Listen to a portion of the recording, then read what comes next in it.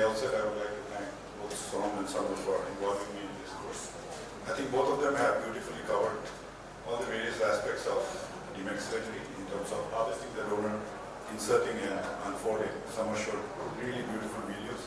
The only point I want to make is, at least for the audience, please suture your primary wound. He has expert hands, so even with non-sutured wound, the scroll doesn't come out. But if you're going to start DMEK, please suture your wound. Otherwise, when you're tapping and manipulating, you can lose the graft very easily and not even realize it. We heard about the various type of injectors which are there. You can make ones with a lot of the IOL cartridges, but worldwide, most people now prefer to use the glass injector for inserting the donor scroll. And the donor is inserted mainly by a flushing technique where you don't touch, basically you're pushing in fluid into the anterior chamber. Along with the flow of fluid, the DM scroll is delivered into the AC. And when the scroll is folded like that, we try to always identify the tip where you see the V pattern, the open end of the scroll. You try to, that should be facing towards the surgeon and not towards the iris.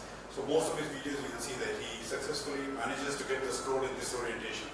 So the unfolding becomes relatively easy. If it was the reverse way, then you have to spend time flipping it over. So that shows you that that's the correct orientation. If you get it like this, that's the reverse orientation, where the endothelium is facing towards the stroma.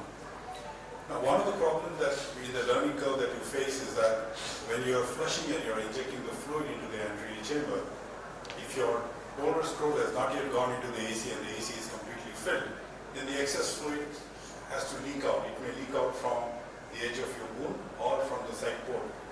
And in case the anterior chamber is pressurized, when you withdraw the tip of your cartridge, sometimes there is a tendency for the donor DM to get partially or totally expulsed from the eye.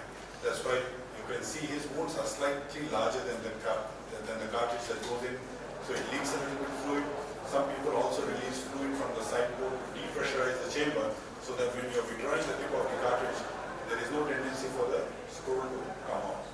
The other disadvantage of having a very deep chamber is that when you put in your scroll and your chamber is very deep, there is more space for the scroll to flip over. So you will realize that you inject your scroll, and then although in the cartridge the scroll was in the right orientation, but we went in so fast that inside the anterior chamber it gets reversed.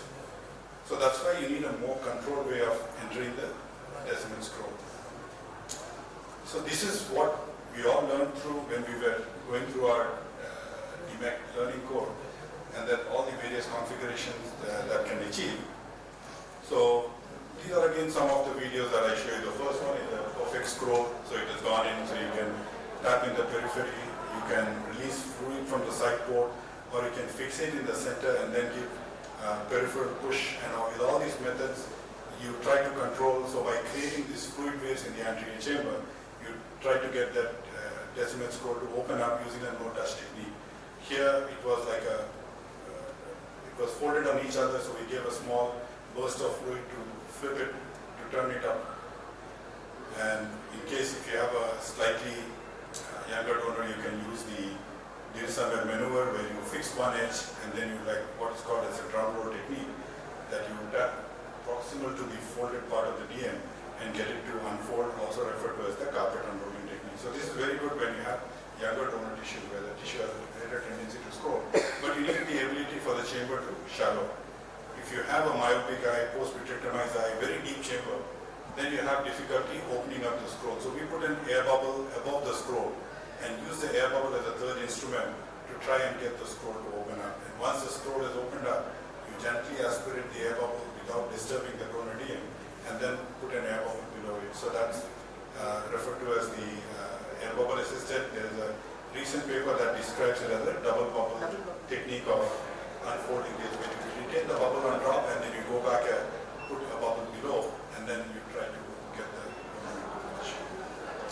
Now, here, when you try to flip over, watch this video. In slow motion, if you see, if you increase too much of fluid, not only will it flip over, but the current of fluid will again flip it back.